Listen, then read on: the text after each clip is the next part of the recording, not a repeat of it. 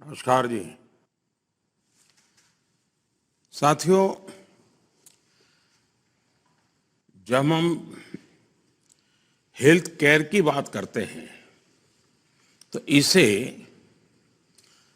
Pre Covid era और post pandemic era, इसके विभाजन के साथ देखना चाहिए।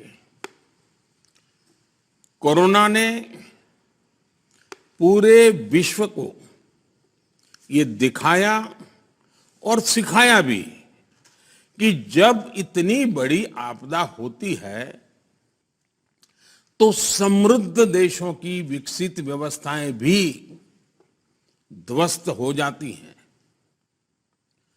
दुनिया का ध्यान पहले से कहीं ज्यादा अब हेल्थ केयर पर आया है, लेकिन भारत की अप्रोच सिर्फ हेल्थ केयर तक ही सीमित नहीं, बल्कि हम एक कदम आगे बढ़कर वेलनेस के लिए काम कर रहे हैं। इसलिए हमने दुनिया के सामने एक विजन रखा है, वन अर्थ वन हेल्थ, यानी जीव मात्र के लिए, चाहे वो इंसान हो, एनिमल्स हो, प्लांट्स हो, सबके लिए एक होलिस्टिक हेल्थ केयर की बात कही है। कोरोना वैश्विक महामारी ने हमें ये भी सिखाया है कि सप्लाई चेन कितना बड़ा महत्वपूर्ण विषय बन गया है। जब पैंडेमिक पीक पर थी तो कुछ देशों के लिए दवाएं, टीके, मेडिकल डिवाइसेस, ऐसी जीवन रक्षक चीजें भी दुर्भाग्य से हथियार बन गई थी। बीते वर्षों के बजट में भारत ने इन सभी विषयों पर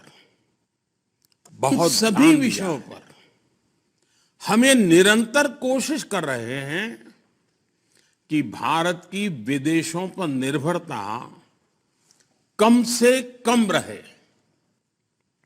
ऐसे में आप सभी स्टेक होल्डर्स की बहुत बड़ी भूमिका है। साथियों, आजादी के बाद अनेक दशकों तक भारत में स्वास्थ्य को लेकर एक इंटीग्रेटेड अप्रोच, एक लॉन्ग टर्म विजन की कमी रही। हमने हेल्थ केयर को सिर्फ हेल्थ मिनिस्ट्री तक ही सीमित नहीं रखा है, बल्कि whole of the government approach पर बल दिया है। भारत में इलाज को एफोर्डेबल बनाना हमारी सरकार की सर्वोच्च प्राथमिकता रही है। आयुष्मान भारत के तहत 5 लाख रुपए तक के मुफ्त इलाज को ये सुविधा देने के पीछे हमारे मन में यही भाव है। इसके तहत अभी तक देश के करोड़ों मरीजों के लगभग 80,000 करोड़ रुपए जो बीमारी में उपचार के लिए खर्च होने वाले थे, वो खर्च होने से बचे हैं। अभी 7 मार्च को ही कल देश जन औषधि दिवस मनाने जा रहा है। आज देश भर में करीब 9,000 जन औषधि केंद्र हैं। इन केंद्रों पर बाजार से बहुत सस्ती कीमत पर दवाएं उपलब्ध हैं। इससे भी गरीब और मिडिल क्लास परिवारों को लगभग सिर्फ दवाई खरीद करने में 20,000 करोड़ रुपए की बचत हुई है। यानी सिर्फ 2 योजनाओं से ही अभी तक भारत के हमारे नागरिकों के 1 लाख करोड़ रुपए उनकी जेब में बचे हुए हैं। साथियों, गंभीर बीमारियों के लिए देश में अच्छे और आधुनिक हेल्थ इंफ्रा का होना उतना ही जरूरी है। सरकार का एक प्रमुख फोकस इस बात पर भी है कि लोगों को घर के पास ही टेस्टिंग की सुविधा मिले, प्राथमिक उपचार की बेहतर सुविधा हो। इसके लिए देश भर में 1.5 lakh health and wellness centre तैयार हो रहे हैं। इन सेंटर्स में डायबिटीज, कैंसर और हार्ट से जुड़ी गंभीर बीमारियों की स्क्रीनिंग की सुविधा है।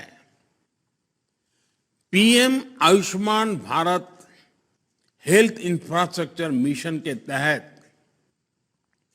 क्रिटिकल हेल्थ इंफ्रा को छोटे शहरों और कस्बों तक ले जाया जा रहा है।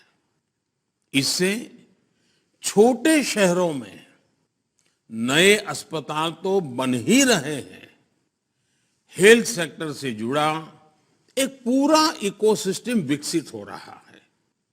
इसमें भी हेल्थ एंटरप्रेन्योर्स के लिए, इन्वेस्टर्स के लिए, प्रोफेशनल्स के लिए अनेक नए अवसर बन रहे हैं। साथियों, हेल्थ इंफ्रा के साथ सरकार की प्राथमिकता ह्यूमन रिसोर्स पर भी है।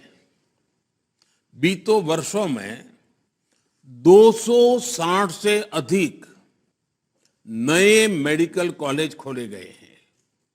इस वजह से मेडिकल की ग्रेजुएट और पोस्ट ग्रेजुएट सीटों की संख्या 2014 के मुकाबले, यानी हम जब सत्ता में आए उसके पहले के मुकाबले में आज 2 गुनी हो चुकी है। आप भी जानते हैं कि सफल डॉक्टर के लिए सफल टेक्नीशियन बहुत आवश्यक है। इसलिए इस वर्ष के बजट में नर्सिंग क्षेत्र के विस्तार पर बल दिया गया है। मेडिकल कॉलेजों के पास ही 157 नए नर्सिंग कॉलेज खोलना मेडिकल ह्यूमन रिसोर्स के लिए बहुत बड़ा कदम है। ये सिर्फ भारत के लिए ही नहीं, बल्कि दुनिया की डिमांड को पूरा करने में भी काम आ सकता है। साथियों, स्वास्थ्य सुविधा को सुलभ और सस्ता बनाने में टेक्नोलॉजी की भूमिका लगातार बढ़ रही है। इसलिए हमारा फोकस हेल्थ सेक्टर में टेक्नोलॉजी के अधिक से अधिक प्रयोग पर भी है। डिजिटल हेल्थ आईडी के माध्यम से हम देशवासियों को टाइमली हेल्थ केयर की सुविधा देना चाहते हैं। ई संजीवनी जैसे टेली कंसल्टेशन के प्रयासों से घर बैठे ही 10 करोड़ लोग डॉक्टरों से ऑनलाइन कंसल्टेशन का लाभ ले चुके हैं। अब 5G टेक्नोलॉजी की वजह से इस सेक्टर में स्टार्टअप्स के लिए भी बहुत संभावनाएं बन रही हैं। ड्रोन टेक्नोलॉजी की वजह से दवाओं की डिलीवरी और टेस्टिंग से जुड़े लॉजिस्टिक में एक क्रांतिकारी परिवर्तन आते दिख रहा है। ये यूनिवर्सल हेल्थ केयर के हमारे प्रयासों को बल देगा। ये हमारे एंटरप्रेन्योर्स के लिए भी बहुत बड़ा अवसर है। हमारे एंटरप्रेन्योर्स ये सुनिश्चित करें कि हमें कोई भी टेक्नोलॉजी अब इंपोर्ट करने से बचना चाहिए। आत्मनिर्भर बनना ही है। हमें इसके लिए जरूरी इंस्टीट्यूशनल रिफॉर्म्स भी कर रहे हैं। फार्मा और मेडिकल डिवाइस सेक्टर में संभावनाओं को देखते हुए पिछले कुछ वर्षों में कई नई योजनाएं शुरू की गई हैं। बल्क ड्रग पार्क की बात हो, मेडिकल डिवाइस पार्क की व्यवस्था विकसित करने की बात हो, पीएलआई जैसी योजनाओं पर 30,000 करोड़ से ज्यादा का निवेश किया गया है। मेडिकल डिवाइस सेक्टर में पिछले कुछ वर्षों में 12 से 14% की रेट से ग्रोथ भी हो रही है। आने वाले 2-3 वर्षों में ये मार्केट 4 लाख करोड़ तक पहुंचने वाला है। हमने भविष्य की medical technology, high and manufacturing और रिसर्च के लिए स्किल्ड मैन पावर पर काम शुरू कर दिया है। आईआईटी और दूसरी संस्थाओं में मेडिकल उपकरणों की मैन्युफैक्चरिंग की ट्रेनिंग के लिए बायोमेडिकल इंजीनियरिंग या उसके जैसे दूसरे कोर्सेज भी चलाए जाएंगे। इसमें भी प्राइवेट सेक्टर की अधिक भागीदारी कैसे हो? इंडस्ट्री, एकेडेमिया और सरकार, इन सबके बीच अधिक से अधिक तालमेल कैसे हो, और इस पर हमें मिलकर के काम करना है। साथियों, कभी कभी आपदा भी खुद को प्रूव करने का अवसर लेकर आती है। एक कोविड काल में फार्मा सेक्टर ने दिखाया है। कोविड काल में भारत के में फार्मा सेक्टर ने जिस प्रकार पूरी दुनिया का विश्वास हासिल किया है वह अभूतपूर्व है। इसे हमें कैपिटलाइज करना ही होगा। हमारी इस प्रतिष्ठा को, हमारी सिद्धि को, हमारे प्रति इस विश्वास को रत्ती भर भी आंच नहीं आनी चाहिए, ऊपर से ज्यादा विश्वास बढ़ना चाहिए। सेंटर्स ऑफ एक्सीलेंस के माध्यम से फार्मा में रिसर्च और इनोवेशन को बढ़ावा देने के लिए नया प्रोग्राम लॉन्च किया जा रहा है। इन प्रयासों से अर्थव्यवस्था को काफी मजबूती मिलेगी, साथ ही रोजगार के नए अवसर भी पैदा होंगे। आज इस सेक्टर का मार्केट साइज 4 लाख करोड़ का है। अगर इसमें प्राइवेट सेक्टर और एकेडेमिया के साथ हम तालमेल बिठा लेते हैं तो ये सेक्टर 10 लाख करोड़ को भी पार कर सकता है। मेरा सुझाव है कि फार्मा इंडस्ट्री इस क्षेत्र में इंपॉर्टेंट प्रायोरिटी एरिया की पहचान कर उसमें निवेश करें। रिसर्च को बढ़ावा देने के लिए सरकार ने कई अन्य कदम भी उठाए हैं। सरकार ने आईसीएमआर की कई लैब्स को युवाओं और रिसर्च इंडस्ट्री के लिए खोलने का भी निर्णय ले लिया है। हमें देखना होगा कि और कौन से इसी तरह के इंफ्रास्ट्रक्चर है जिसे ओपन किया जा सकता है। साथियों, प्रिवेंटिव हेल्थ केयर को लेकर सरकार के प्रयासों का बहुत प्रभाव हुआ है। गंदगी से फैलने वाली बीमारियों से बचाने के लिए स्वच्छ भारत अभियान हो, धुएं से होने वाली बीमारियों से बचाने के लिए उज्ज्वला योजना हो, प्रदूषित पानी से होने वाली बीमारियों से बचाने के लिए जल जीवन मिशन हो, ऐसे अनेक इनिशिएटिव, इनके बेहतर परिणाम आज देश के सामने आ रहे हैं। इसी प्रकार कुपोषण, एनीमिया हमारे देश की एक महत्वपूर्ण समस्या भी है। इसलिए हमने राष्ट्रीय पोषण मिशन शुरू किया और अब तो खुशी की बात है, मिलेट्स यानी श्री अन्न, जो कि एक प्रकार से सुपर फूड है, न्यूट्रिशन के लिए, पोषण के लिए महत्वपूर्ण फूड है और जो हमारे देश में बहुत स्वाभाविक रीते हर घर उसे परिचित है, यानी श्री अन्न पर भी बहुत अधिक बल दिया गया है। भारत के प्रयासों के कारण ही इस वर्ष को संयुक्त राष्ट्र द्वारा इंटरनेशनल ईयर ऑफ मिलेट्स के रूप में मनाया जा रहा है। पीएम मातृवंदना योजना और मिशन इंद्रधनुष जैसे कार्यक्रमों से हम स्वस्थ मातृत्व और स्वस्थ बचपन सुनिश्चित कर रहे हैं। योग हो, आयुर्वेद हो, फिट इंडिया मूवमेंट हो, इन्होंने लोगों को बीमारियों से बचाने में मदद की है। भारत के आयुर्वेद से जुड़े प्रोडक्ट्स की डिमांड पूरी दुनिया में बढ़ रही है। भारत के प्रयासों से WHO का ट्रेडिशनल मेडिसिन से जुड़ा ग्लोबल सेंटर भारत में ही बन रहा है। इसलिए हेल्थ सेक्टर के स्टेक होल्डर से मेरा एक आग्रह है और खास करके आयुर्वेद के साथियों से आग्रह है, एविडेंस बेस्ड रिसर्च को हमें बहुत बढ़ाना होगा। सिर्फ परिणाम की चर्चा पर्याप्त नहीं है, प्रमाण भी उतने ही आवश्यक है।